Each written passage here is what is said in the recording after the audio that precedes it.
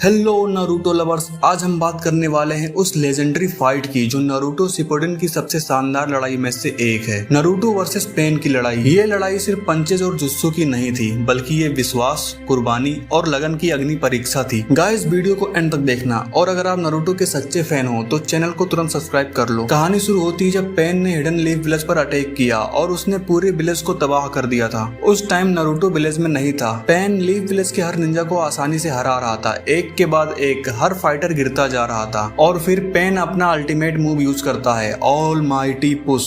पूरे विलेज को कुछ ही सेकंड्स में तहस नहस कर देता है। ये वो मोमेंट था जिसने सबको सदमे में डाल दिया था। लड़ाई आगे बढ़ती है, तभी साकुरा पूरे नारुतो एनिमी का सबसे बेस्ट समनिंग जुत्सु यूज करती है। वो रोते हुए नारुतो चिल्लाती है, तभी नारुतो जायंट टोड्स के साथ सेज मोड में ग्रैंड एंट्री मारता है। सुनादी को जिराया जैसा दिखता है। नारुतो आते ही एक के बाद एक पेन के पास को धूल चटा देता है। सेज मोड में उसकी ताकत नेक्स्ट लेवल पे थी। नारुतो ने पेन के कुछ पार्ट्स को बहुत ही स्टाइलिश तरीके से हराया, लेकिन असली चैलेंज अभी बाकी था। पेन कोई मामूली विलन नहीं था। जब उसने देवा पाथ से नारुतो को इमोबलाइज किया तो लगा कि लड़ाई का अब अंत आ चुका है। पेन ने नारुतो का चक्रा ब्लॉक कर दिया, लेकिन नारुतो ने यहाँ भी हार नहीं माना। अब आता है वो दिल छू लेने वाला मोमेंट जब हिनाता नारुतो को बचाने के लिए पेन के सामने आ खड़ी होती है। भाई, ये मोमेंट तो हर नारुतो फैन के लिए इमोशनल था। हिनाता ने अपनी जान की परवाह किए बिना नारुतो की मदद करने की कोशिश की और पेन ने हिनाता पर भी बुरी तरह से हमला कर दिया। नारुतो हिनाता पर हमला देखकर अपने होश खो देता है और फिर कुरामा के चक्रा ने पूरे बैटलफील्ड को बदल कर रख दिया।